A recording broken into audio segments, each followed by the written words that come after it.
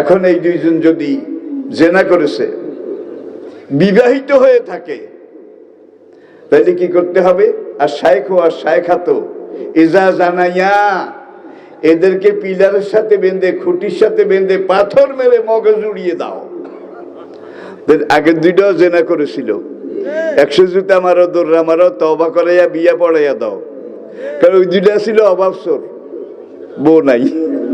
আগের দুইটা ছিল অভাবসোর, অভাবে চুরি করেছে, যার জন্য শাস্তিটা একটু কম।